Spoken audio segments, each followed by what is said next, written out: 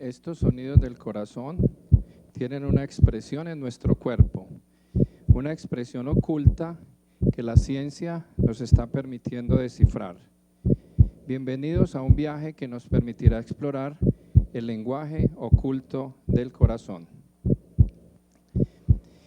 El corazón como órgano tiene unas particularidades que es capaz de generar vida en todo el sistema humano y a través del flujo sanguíneo que se genera en sus cavidades y que se desplaza a cada uno de los sitios del cuerpo, no solo lleva nutrientes, sino que transmite unas ondas de pulso que se perciben en todos los sitios donde haya arterias en nuestro cuerpo.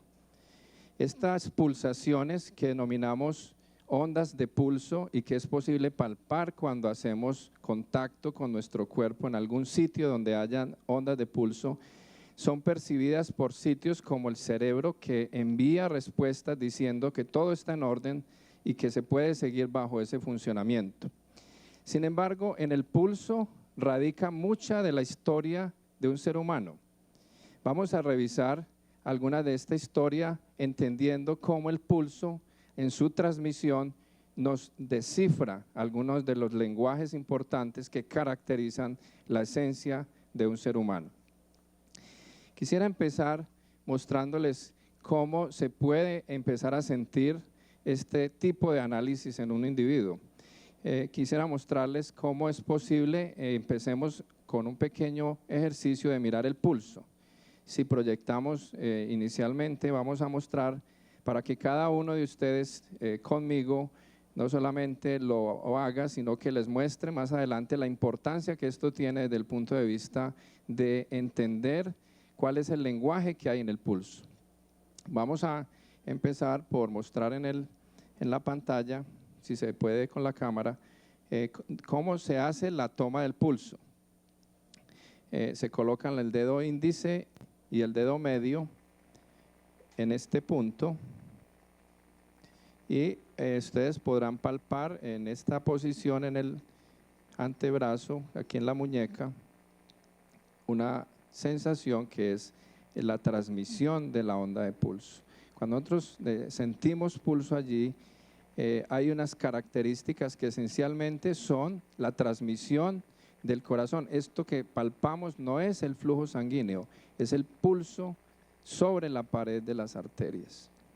Y quisiera ejemplificar y decir que ese pulso transmitido sobre la pared de las arterias tiene unas propiedades que, al igual que muchas de las características humanas, son reflejo de la biografía personal.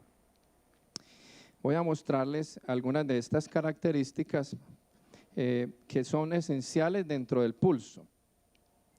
Y esas características son, por ejemplo, tiene cierto nivel de elasticidad, no es igual el pulso en todos los seres humanos. Al igual que las otras personas, hay distintos niveles de resistencia frente a ciertas circunstancias del individuo.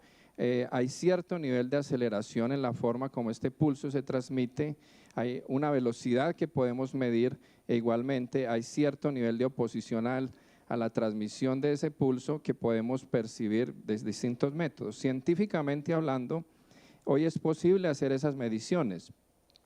Voy a mostrarlo inicialmente en mí para que ustedes observen en el monitor cómo se puede identificar esta señal en una persona.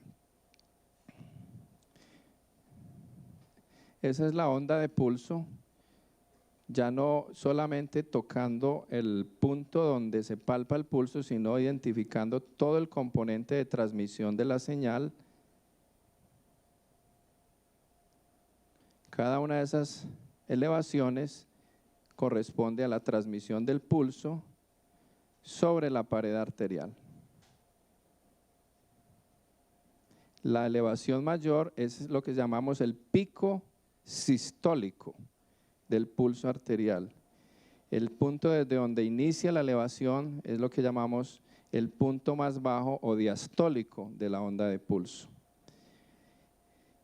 Quisiera, para propósitos de ilustración, comparar estas ondas en varios de los que están presentes, al menos en una par de personas, si alguno quisiera subir aquí a la tarima conmigo para mostrarles cómo se puede obtener esta señal. Muchas gracias, si quieres por acá.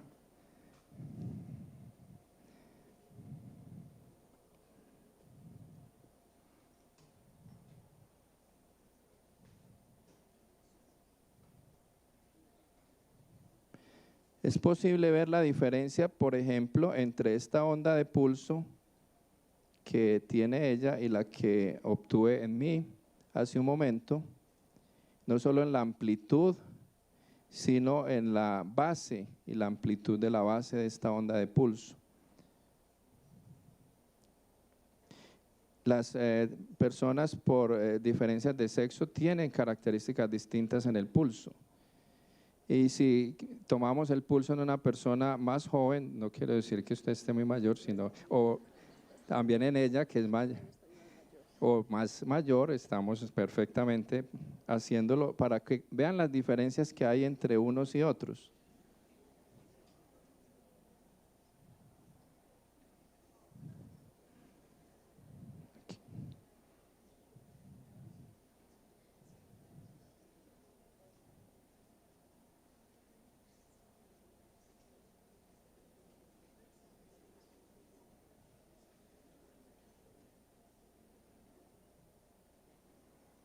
Voy a hacerlo un poquito acá. Ahí está perfecto.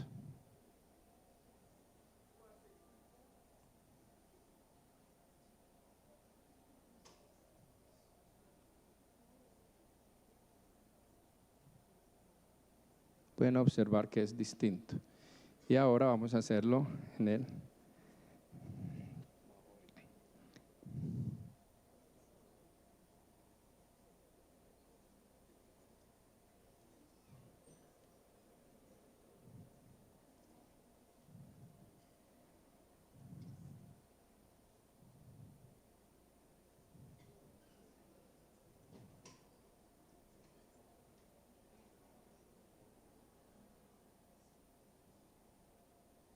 Perfecto, muchas gracias. Y una más y terminamos, yo creo que ya. Aquí.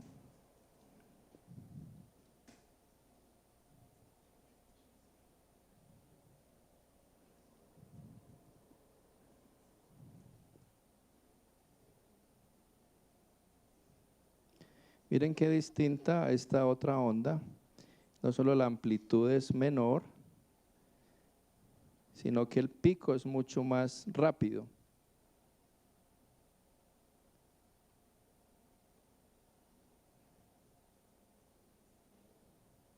Perfecto, muchas gracias.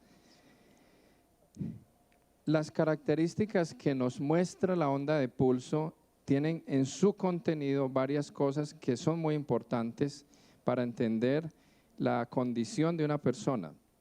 No solamente tiene una velocidad que podemos medir, sino que comparativamente, si nosotros miramos estas ondas, esta es una onda de una persona de edad media, donde, como les mencioné, tiene un punto más bajo y un punto más alto. Este es el punto que llamamos de presión arterial diastólica, este es el punto más elevado de presión arterial sistólica.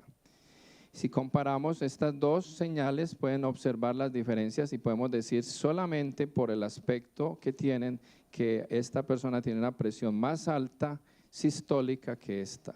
Pueden tener la misma presión arterial diastólica, pero hay otras características más allá de lo que nosotros médicamente llamaríamos presión arterial máxima y presión arterial mínima. Hay otras variables que obviamente son muy importantes para la caracterización del pulso en un individuo.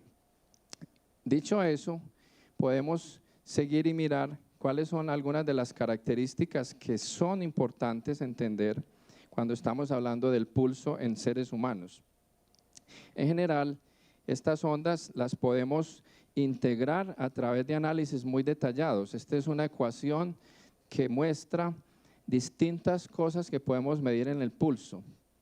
Las frases que le dije ahora, la impedancia, la resistencia, la elasticidad, se pueden calcular matemáticamente usando muchos algoritmos que hoy en día se han podido sintetizar en varias de las formas que hoy podemos hacer. Aquí en la tableta yo les voy a mostrar, por ejemplo, cómo se puede lograr medir. Podemos visualizar un momento la tableta para mostrarles que teniendo datos muy básicos de una persona, como su edad, su sexo, masculino o femenino, su peso corporal, su estatura y su presión arterial medida, logramos, además con la frecuencia cardíaca, tener unas mediciones que son muy importantes en un individuo porque nos permiten saber a partir de la presión arterial cómo está el flujo sanguíneo de esa persona. En este caso, no solamente tenemos cuánta cantidad de sangre sale del corazón por cada latido, este valor que está acá que dice 69, dice que cada latido del corazón expulsa hacia las arterias 69 mililitros, pero además podemos saber cuánto es el volumen total de sangre por minuto que esa persona está llevando a su sistema circulatorio, que es 5.6 litros, cuál es la resistencia que sus arterias están oponiendo al paso de esa sangre y cuál es la velocidad de la onda de pulso en las arterias. Esas características son las que nosotros vamos a ir descifrando a través de todas estas mediciones. La importancia que tienen hacer estas mediciones es que en este lenguaje que es entre matemático y técnico, estamos entendiendo cómo un parámetro tan importante como el pulso que tiene una persona y sus características determinan una cosa que hoy se ha vuelto supremamente importante y es saber cuál es la edad de las arterias y cuál es la edad del corazón de una persona. Y lo digo así porque en general el corazón o las arterias pueden tener más edad que la persona o menos edad que la persona o ir a la par. Y esa medición de la edad arterial cambia dependiendo de ciertas características que la persona tenga. Solo para ilustrarles, miren que, por ejemplo, en los individuos fumadores la edad arterial aumenta 7 años. El que tenga la presión más alta, por cada 10 milímetros de mercurio con relación a la presión arterial normal, se aumenta 1 año la edad de las arterias y la edad cardíaca. El peso corporal, por cada 5 kilos por encima del peso ideal, se sube 1 año la edad arterial. El peso ideal generalmente se calcula con la estatura de la persona, menos 100 en los hombres y menos 105 en las mujeres. Si la persona tiene el pulso alto, ahora hablamos un poco más de la frecuencia cardíaca y del pulso, tiene lo que se llama taquicardia, por cada 10 latidos por encima de lo normal aumenta la edad arterial y la edad cardíaca 0.5 años. Dicho de otra manera, una persona que fume, que tenga una presión arterial 20 milímetros más de lo normal, que tenga unos 10 kilos de peso por encima, tiene aproximadamente 10 años más en sus arterias y en su corazón de edad con relación a su edad cronológica. Y ese elemento es fundamental porque es una forma de descifrar nosotros desde el punto de vista científico qué está sucediendo dentro de la circulación y dentro del corazón de esa persona. Esos son elementos esenciales de las características que este nuevo camino de entender lo que el pulso informa y el lenguaje que hay oculto dentro del pulso de un individuo nos puede permitir. Así, por lo tanto, el corazón expresa a través del pulso y el pulso tiene un lenguaje, una especie de abecedario que se transmite en forma de edad arterial como primera variable, pero de otras características que hoy podemos medir con estas tecnologías y que son supremamente importantes en el cuidado y en saber cómo hacer que un individuo que tiene cierta edad arterial y ciertas causas de cambios en sus arterias las podamos corregir progresivamente hasta llevar estas variables. Hay un concepto final dentro de este capítulo inicial del pulso que es muy importante. Cada vez se habla más de entender por qué algunas personas tienen lo que se denomina envejecimiento arterial prematuro.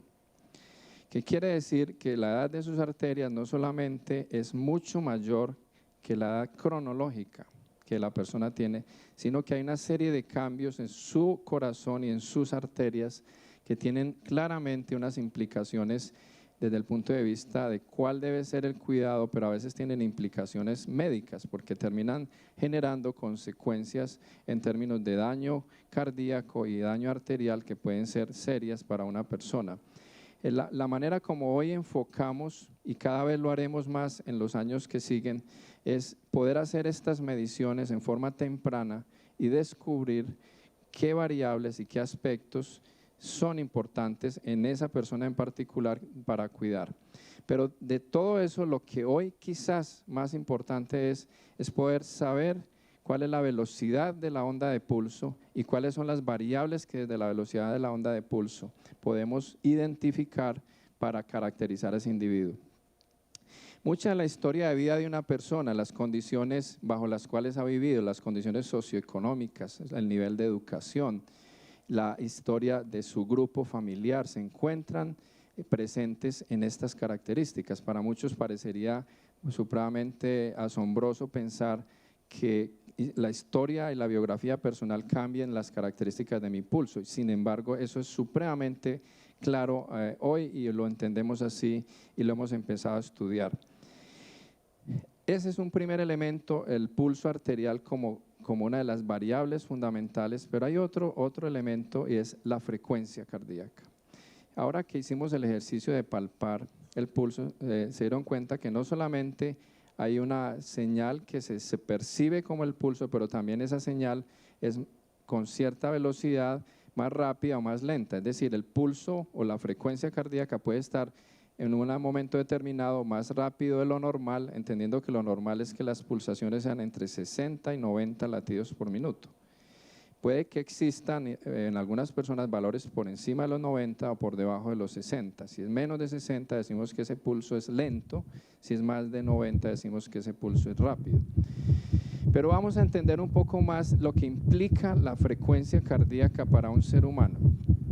En este corazón ustedes pueden ver cómo se acelera rápidamente la frecuencia de los latidos y esos latidos se aceleran y lo cual lo hemos percibido en algunas circunstancias como cuando estamos haciendo ejercicio intenso, cuando tenemos una noticia que nos impacta, cuando nos ofuscamos o tenemos momentos de irritación intensos, el corazón produce un aumento sustancial en la frecuencia cardíaca. Sin embargo, hay otros instantes en los cuales pasa lo contrario, el corazón es capaz de reducir su frecuencia cardíaca a unos niveles mucho más bajos cuando se está en reposo, cuando se está en estado de sueño, cuando el individuo está en un estado de calma. Hay maneras de evaluar esto y vamos a hacer un ejercicio porque muchas de las expresiones corporales terminan expresándose en el corazón a través de la frecuencia cardíaca. Quiero que hagamos un ejercicio que me parece importante para evaluar cómo responde su propio corazón a los cambios que en su organismo se dan en un momento puntual. Vamos a hacer un ejercicio de respiración controlada y vamos a medir y vamos a sentir, como lo hicimos inicialmente, el pulso en este punto para que ustedes perciban durante un minuto de respiración controlada los cambios que notan en el pulso y sobre todo la frecuencia de ese pulso. Podemos empezar. Cuando se aumente el tamaño en rojo, inspiran, cuando se retire, expiran. Podemos subir un poquito el sonido para que se...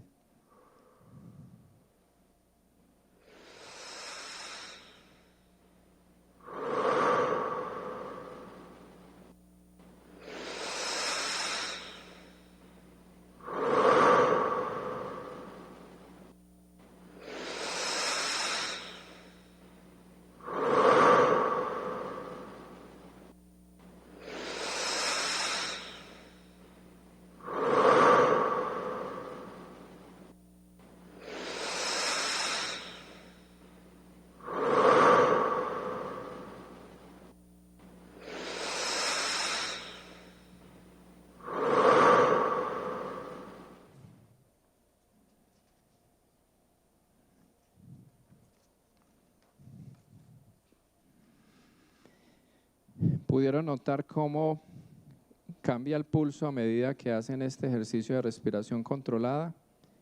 Sin embargo, más allá del cambio en la frecuencia cardíaca, hubo otro cambio que espero algunos hayan percibido.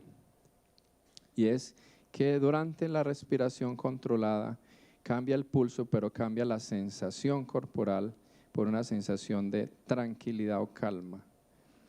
Eso se debe a que existe una comunicación constante entre el corazón, que bajo ese momento de respiración controlada envía una señal al cerebro para que en ese instante disminuya no solo las pulsaciones cardíacas, sino que cree un balance intracerebral que genera un estado de calma. Eso se ha descrito y eso se ha estudiado por las neurociencias y también por la medicina cardiovascular para describir muy bien cuál es ese lenguaje que tiene el corazón con el cerebro y esa comunicación en doble sentido que existe entre el corazón y el cerebro, que nos permite cambiar nuestros estados de sensación a partir de algunas cosas que hacemos. Y en la misma forma que la respiración regula las pulsaciones cardíacas y cambia nuestro estado de ánimo a un estado más sereno, y es utilizado por algunas disciplinas como el yoga y otras prácticas que se basan en la respiración. En esencia, lo que eso está haciendo es crear una comunicación entre el cerebro y el corazón donde se regulan aspectos claves de la vida de un individuo como su estado emocional, su nivel de actividad, su atención, sus emociones, y de eso les quiero hablar un poco más en detalle. Muchos de estos aspectos los podemos estudiar hoy con absoluta precisión porque a partir del electrocardiograma, que es una de las señales básicas que medimos en la medicina cardiovascular, podemos saber no solamente la frecuencia cardíaca de la persona, sino que hemos podido ampliar el conocimiento de la condición del individuo y del corazón de esa persona a través del análisis de lo que se llama análisis de la variabilidad de la frecuencia cardíaca. ¿Cómo funciona eso? Normalmente las personas tienen un número de pulsaciones por minuto, que es en esencia un promedio, 60, 70 pulsaciones por minuto. Pero esas 60 o 70 en realidad son un promedio de una serie de señales y ondas que están llegando al corazón de distintos sitios y que se promedian en esas pulsaciones. Pero si nosotros estudiamos la parte oculta que hay detrás, toda la serie de señales que están aquí en más claro detrás del electrocardiograma, vamos a ser capaces de encontrar todo un lenguaje que le está comunicando al corazón cuáles son las características de ese individuo en términos de actividad, de pensamiento, de nivel de sueño, de nivel de estrés y otras múltiples variables que hoy empezamos a estudiar claramente a partir de ese lenguaje. Podemos hacer análisis basados en lo que se llama análisis espectral de la frecuencia cardíaca, donde el electrocardiograma lo analizamos descomponiendo la señal básica en señales espectrales que dibujan muy bien otros componentes que están ocultos en ese electrocardiograma tan sencillo. Podemos llevar esa imagen tridimensional a un análisis bidimensional, como se ve acá, donde con base en colores, estos colores más intensos, rojo, amarillo, nos están diciendo puntos de actividad del individuo en varios frentes, que ahora les mostraré un poco más en detalle, y podemos profundizar el análisis para mirar aspectos como este que puntualmente nos dicen si ese individuo está teniendo cierta situación en su organismo que puede ser o no adversa en un momento determinado. Entonces estos análisis espectrográficos, que se llaman así en colores, nos permiten desde el electrocardiograma hacer la analítica detallada de muchas propiedades que el individuo está expresando que se pueden derivar de ese análisis. Dicho de otra manera, voy a mostrar un poco en la siguiente imagen algunas de las cosas que medimos y que yo creo que es muy importante entender para saber exactamente qué utilidad tiene esto. Este lenguaje de comunicación bidireccional, si lo desciframos desde el análisis espectral que les he mencionado, que simplemente es ese grupo de colores que ustedes vieron, que pueden no tener mucho sentido como colores, pero para nosotros tiene una enorme importancia como reflejo de la actividad física, mental y emocional de un individuo. Y esa actividad física, mental y emocional la vamos a ver expresada a través de ciertas emociones como las que están aquí relatadas: miedo, disgusto, felicidad, tristeza, que se expresan en el cuerpo y se expresan desde la sensación que desde el pulso se comunica a todo el cuerpo. De manera que es críticamente importante para nosotros trabajar sobre una señal tan sencilla como el pulso y la frecuencia cardíaca para entender toda una serie de respuestas que hoy en día se traducen desde esas señales iniciales. Vamos a ilustrar simplemente cuáles son algunos ejemplos de lo que eso significa para un individuo y cómo lo estamos haciendo desde la medicina. Podemos saber no solamente su estado emocional, sino la calidad del sueño. El análisis de ese tipo de color, según el punto, y ahora les muestro un par de ejemplos, nos dicen si la persona está durmiendo apropiadamente, si su nivel de estrés es normal o es alto, igualmente si su nivel de fatiga, atención y actividad es alto. Y también nos expresan otros elementos que tienen que ver directamente con el día a día de esa persona.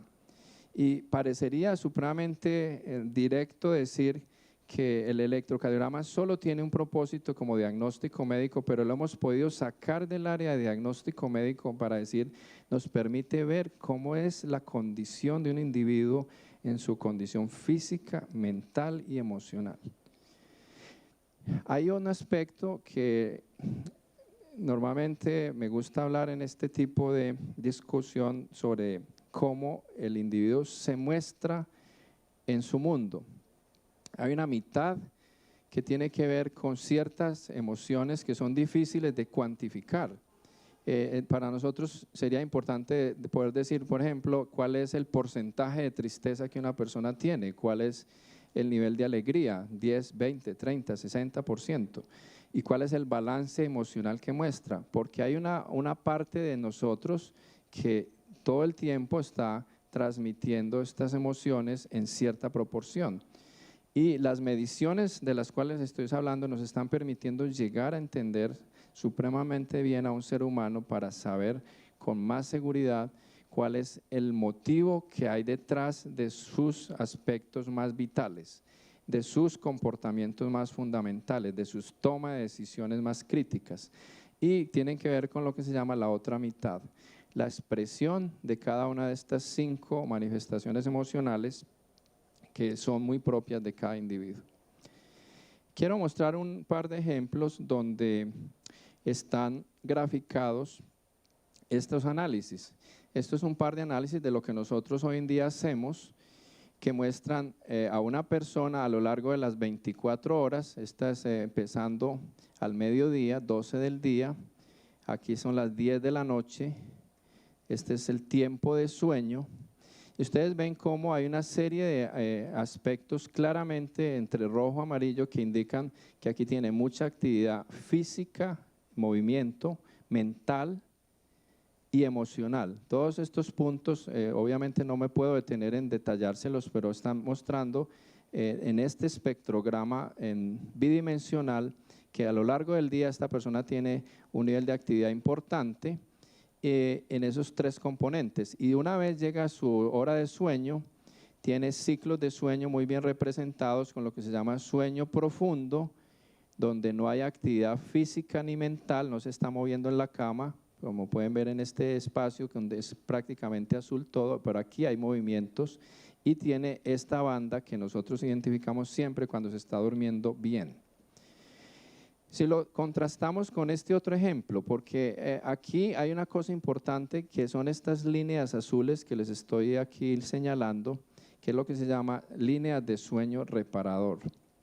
La gráfica me dice que cuando esta persona está en un estado de descanso, ese sueño reparador, porque tiene estos picos azules que quieren decir que su sistema de respuesta que regula su cuerpo, que lo lleva a un estado de descanso profundo, está funcionando en forma óptima.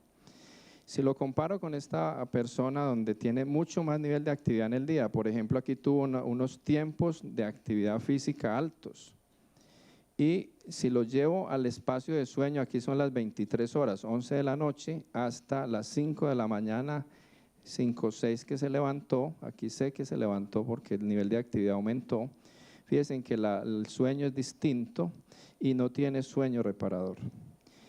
De modo que el análisis de este tipo de señales tienen todo un idioma, que hay un lenguaje que nos permite descifrar muy bien a un individuo en sus aspectos físicos, mentales y emocionales.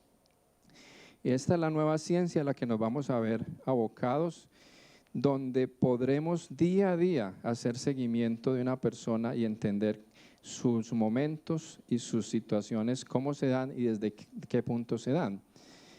Lo sabemos porque cuando se dan alteraciones en estas variables, en el estado físico, en el estado mental y emocional, se producen cambios en lo que nosotros llamamos la edad biológica. La edad biológica es la sumatoria de todos los componentes que un individuo tiene en su propio organismo que lo hacen ser quien es. Y esa edad biológica, al igual que la edad arterial o la edad del corazón, puede ser mayor o mucho mayor o menor que la edad cronológica. Y es importante ver si en un momento determinado las personas tienen más años por dentro que por fuera. Esa reflexión es importante porque en este mundo donde estamos llenos de acciones buscando el embellecimiento exterior, a veces nos olvidamos que importa mucho más cuántos años tenemos por dentro. Y la edad biológica de un individuo a veces es determinante en su futuro, porque indica que hay alteraciones en su estado físico, mental o emocional. Y ese equilibrio que se requiere tener, nosotros los podemos descubrir a través de este nuevo lenguaje que me muestra la biografía del ser humano, entendido desde el pulso y entendido desde el análisis de la frecuencia cardíaca. Creo que en resumen, eso era lo más importante que quería discutir y mostrarles, cómo desde las ciencias y el análisis de señales cada vez nos acercan mucho más a entender al ser humano con señales sencillas, señales como el pulso y la frecuencia cardíaca que por muchos años hemos estudiado. Hoy, a través de un ejercicio mucho más sistemático y mucho más detallado, hemos logrado caracterizar mucho más las propiedades que un ser humano muestra en su día a día, sus comportamientos, su expresión física, sus características emocionales, su condición mental, su actividad general, su nivel de estrés, y eso lo podemos ir entendiendo para hacer, a propósito de estos hallazgos, intervenciones que sean útiles para cada persona. Entramos en una era que es lo que se llama la medicina personalizada, en la cual cada individuo es un ser independiente muy propio y en el que hay que hacer acciones que son específicas para cada persona. Finalmente, quiero agradecer a quienes han hecho posible este espacio, no solamente desde Explora, que ha sido fundamental para crear la inquietud y propiciar este momento para que tuviéramos esta discusión, les mostrara algunos de estos hechos interesantes que hoy en día la medicina y la medicina cardiovascular nos está permitiendo. Ana Ochoa, directora de Comunicaciones y Cultura de Explora, todo el grupo de Íntegro, empezando por Alberto Giordannelli, su cabeza y director general y principal persona del grupo, a Tatiana, que está aquí presente, a Luis, a los dos Luis Fernando Gómez y Pérez, quienes hicieron muchas de las animaciones y las láminas que ustedes han visto. Dentro de SICOR, Cristina Mesa, que está atrás ayudando en toda la presentación, y Manuela López. Muchísimas gracias por su atención y quedo dispuesto para alguna discusión. Si necesitan, pueden hacer algunas de las preguntas por escrito. Y si quieren, algunas de las mediciones que he hecho las podemos hacer en algunos de ustedes que quieran con mucho gusto hacérselas.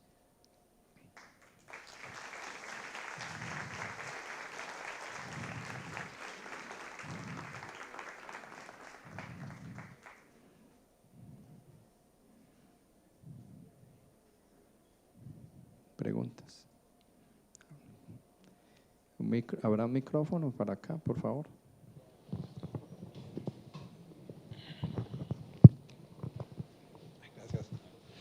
Doctor, yo que tuve el privilegio de haberlo tenido como mi doctor, una cosa que siempre me impresionó mucho era que cuando usted le tomaba a uno el pulso, la concentración y como la información que sacaba de eso siempre parecía ser muy profunda y uno sentía realmente que lo estaba pues analizando pues como el mejor de los computadores a todos los niveles. ¿Usted cree que de pronto hay algo, digamos, dentro de la experiencia de un doctor, pues, extremadamente conocedor que de una manera, digamos, intuitiva ve muchos de esos aspectos que hasta ahora estamos empezando a medir de manera más científica? En realidad el pulso se puede palpar. Lo primero que hay que sentir es, si uno lo hace con regularidad, vas a ver la amplitud. La amplitud del pulso siempre es posible percibirla manualmente. Y si la frecuencia, que es el número de pulsaciones por minuto, está incrementada. Desde hace muchos años, las primeras descripciones médicas que se hicieron en enfermedades cardiovasculares en los seres humanos se hicieron palpando el pulso, no se hicieron ni siquiera teniendo mediciones con estos aparatos que les he mostrado. Habían varios doctores que eran extraordinariamente hábiles para saber, palpando el pulso, si existía un problema renal, si existía un problema cardíaco. Hoy por hoy, muchas de estas cosas las podemos redimensionar a la luz de los dispositivos que nos permiten precisar estas señales, pero en realidad quien sea capaz de hacer un ejercicio de palpación cuidadosa del pulso es capaz de obtener mucha información solamente haciendo esto.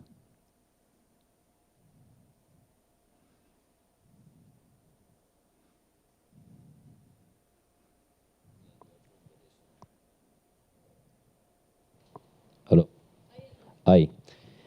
Doctor, pues primero soy estudiante de educación física, pues ahora ejerzo en un colegio, ¿cierto? En cuanto a las técnicas de respiración, cita usted el yoga como una de ellas. No sé, durante mi carrera pues nos enseñaban pues que la respiración era algo involuntario. De hecho, el médico kinesiólogo le preguntábamos que si había una técnica cuando uno estaba haciendo un ejercicio o algo y él decía no, no hay ninguna, porque es que tu cuerpo se va adaptando a las necesidades, ¿cierto? Tu cerebro manda la orden cuando necesite hiperventilar o por el contrario. En este momento, casualmente, me encuentro en yoga y nos hacen pues todo este tipo de respiración y uno efectivamente siente el descanso, la tranquilidad, la paz, la armonía. Pero me queda la misma duda, si la respiración es algo involuntario, no recuerdo si es el simpático o parasimpático el que organiza esa función, pero si es un gesto involuntario, acá lo estamos haciendo, nos estamos saliendo como de eso, ¿cierto? Porque lo estamos pausando, lo estamos alargando y en ese momento el cuerpo no demanda, digámoslo así, de esa hiperventilación porque no está ejerciendo de pronto un trabajo físico, ¿cierto? Entonces, ¿eso cómo vendría a interpretarse ahí? Muy importante la pregunta porque muchos de los estados que se van generando en un individuo con los hábitos de vida, con la ganancia en el peso, con el nivel de estrés elevado, cambian la forma como la respiración se da. Y el individuo, sin percibirlo, se va deslizando hacia una forma de respiración que es bastante impropia. Me explico. Normalmente la respiración, como lo hicimos en el ejercicio, es baja, es hasta el diafragma. Es profunda y hasta el diafragma. Cuando las personas tienen alto nivel de estrés o tienen fatiga o tienen aumento en su peso corporal, la respiración empieza a ser alta.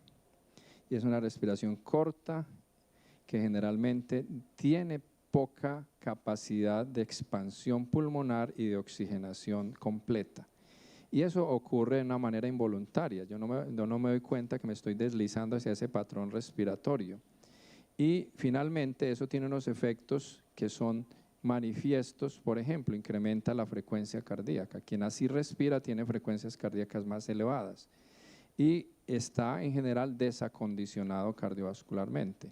Entonces, si yo quiero correr al individuo hacia un estado mejor en su funcionamiento cardiovascular y en su estabilidad desde el punto de vista neurofisiológico, debo empezar a hacer actividad relacionada con la respiración y el control de la respiración sobre esas variables. Entonces, creo que la respuesta claramente es necesario saber en qué punto está mi respiración con relación a mi condición general y desde ahí partir del hecho de que siempre la respiración controlada tiene un efecto sobre el balance para mejorar los aspectos positivos y disminuir los aspectos negativos sobre la circulación. ¿Alguna otra pregunta?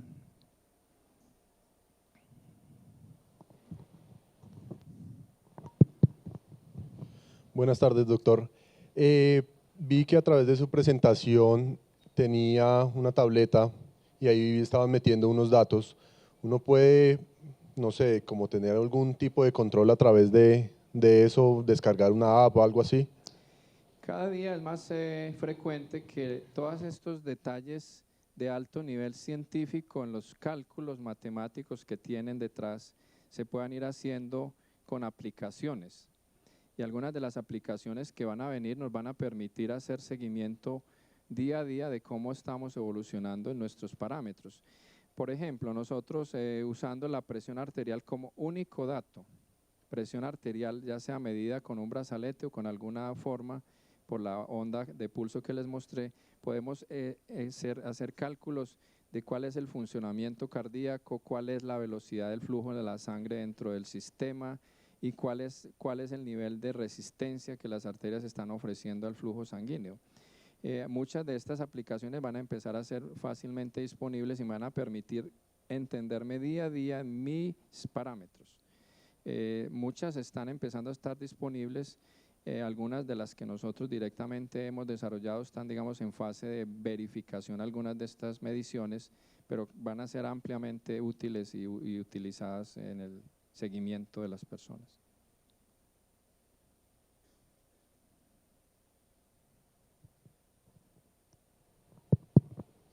Buenas tardes, doctor. Mi nombre es Juan Moncayo y vengo de una familia donde hay herencia entre primos. Mi padre, por ejemplo, y le quería preguntar sobre todo por la deficiencia que tiene mi papá cardíaca, donde los vasos, bueno, las vías del corazón son más amplias y por alguna razón él se le espesa más la sangre y ha tenido varias muertes súbitas, si lo podemos llamar así. Y de hecho mi hermana murió de una enfermedad donde no producía suficiente hemoglobina. Lo que le quería preguntar es si hay relación entre la enfermedad de mi papá y la de mi hermanita y que eso tenga que ver con herencia entre primos y sea proporcional pues en herencia en toda la cadena de la familia. Pues en realidad hay varias enfermedades que se expresan más cuando hay mezclas en parientes cercanos. Las cardiovasculares en particular, algunas que no son lo que usted me ha descrito como una especie de insuficiencia cardíaca, tienen más que ver con lo que llaman malformaciones cardíacas que con la insuficiencia cardíaca. Pero efectivamente existe más tendencia a padecer ciertas alteraciones en el organismo entre familiares. Sí.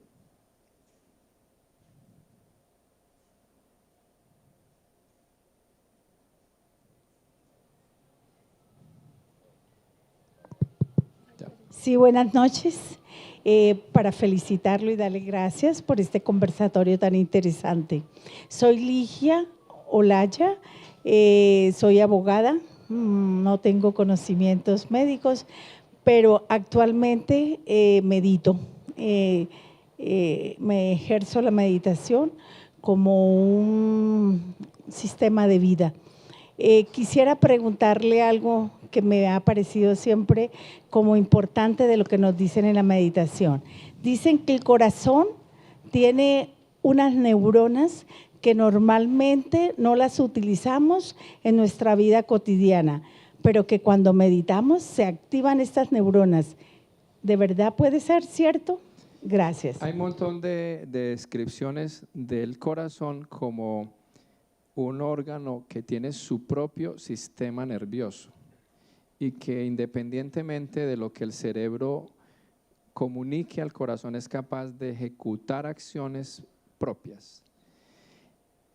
La evidencia acerca de que eso termine siendo independiente de todo lo demás probablemente no lo sea lo suficiente, pero digamos que hay cierto nivel de activación de las respuestas y la transmisión nerviosa cardíaca que se dan en espacios distintos al espacio habitual. Probablemente algunas de estas técnicas que crean equilibrio y balance en el individuo, hay una técnica que se denomina coherencia cardíaca, que busca exactamente eso, busca que las activaciones dentro del sistema nervioso que rodea al corazón sean ejecutadas y tomadas desde ahí y no dependiendo del cerebro exclusivamente. Yo mostré un poco lo que es la comunicación entre corazón y cerebro, pero sí quisiera decir que, respondiendo a su pregunta, que esa comunicación es bidireccional. No es solamente el cerebro quien le dice al corazón cómo organizar su función, sino que el corazón comunica al cerebro también qué hacer en ciertos momentos desde su propia función y desde el sistema nervioso local que tiene el corazón.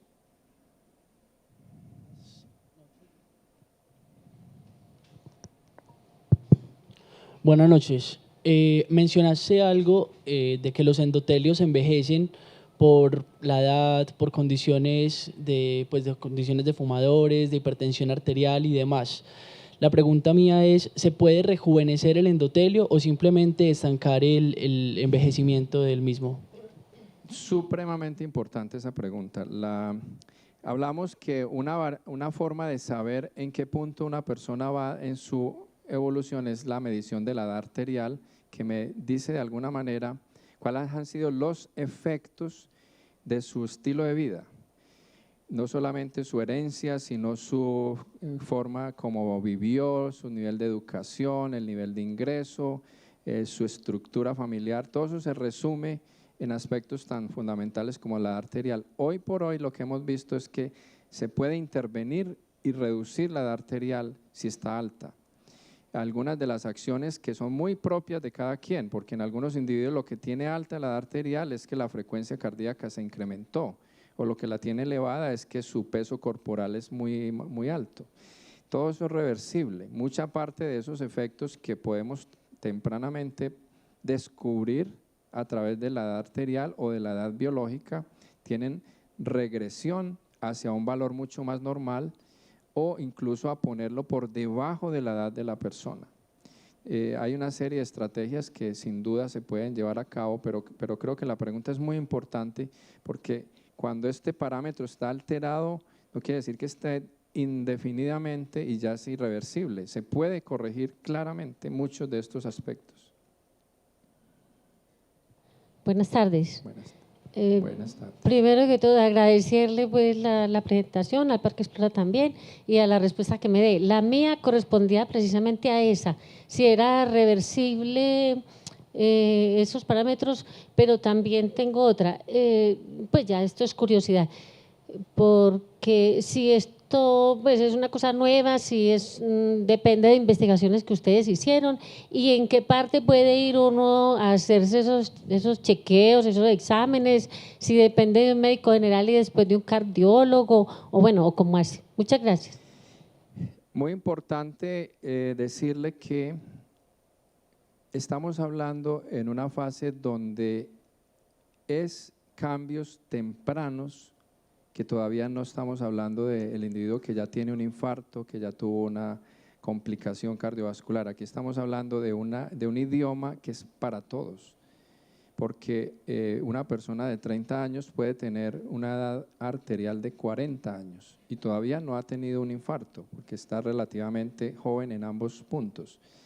Pero necesita corregir eso porque a medida que pasa el tiempo, su deterioro en su sistema cardíaco y arterial lo va a exponer a tener problemas mucho más temprano. Entonces, digamos que la medicina que hoy se ejerce resuelve situaciones agudas, en situaciones de emergencia, en complicaciones que ya están presentes. Aquí lo que estamos es buscando identificar mucho antes de que yo vaya a tener una complicación si mi organismo está en ese camino. Y digamos, dentro de las medidas que se pueden tomar, que son muchas, se debe trabajar en los distintos servicios de salud para que ese sea el enfoque. Hoy el enfoque es muy tardío, es cuando ya el individuo le dolió el pecho o tiene un preinfarto o ya está en urgencias o ya tuvo la complicación. Aquí queremos devolvernos mucho más atrás para decirle, encontramos estos hallazgos que están alterados, que hacen que su edad biológica esté más alta, que su edad del corazón sea muy elevada, que su edad arterial esté muy alta y necesitamos devolver eso para que no tenga una complicación más adelante. En general no es un lenguaje de todos los días, la mayoría de los servicios de salud no usan ese tipo de acercamiento porque apenas está empezando a tenerse las herramientas para hacerlo. Y estas son algunas de las herramientas que les he mostrado que lo permiten hacer. Nosotros en nuestro grupo de trabajo lo hacemos así porque nos parece muy importante entrar en una medicina que es más preventiva, más predictiva que una medicina reparativa. Buenas tardes, le pregunto, cuando digamos se presenta el caso de una persona que nació con un soplo en el corazón y pues según entiendo, digamos esas especies de fugas se van curando como con el paso de la pronta edad, digamos ya se presentarían como complicaciones, como consecuencias a futuro, digamos ya cuando es más grande la persona. Depende del momento en el cual ese soplo o esa deficiencia se identifique. Algunos de estos defectos de nacimiento se descubren tardíamente y ya ha habido daños en el corazón. Hay algunos problemas, por darle algún nombre, como lo que se llama hipertensión pulmonar, que causan las deficiencias congénitas en el corazón, que son muy graves porque cuando ya existen, generalmente ya el corazón ha tenido un deterioro grave. Si eso se hace en los primeros 5 o 10 años de vida de un niño y se puede identificar el problema y hacer la corrección, generalmente no termina en un daño finalmente severo. Yo creo que ya terminamos. Les agradezco de nuevo mucho su presencia.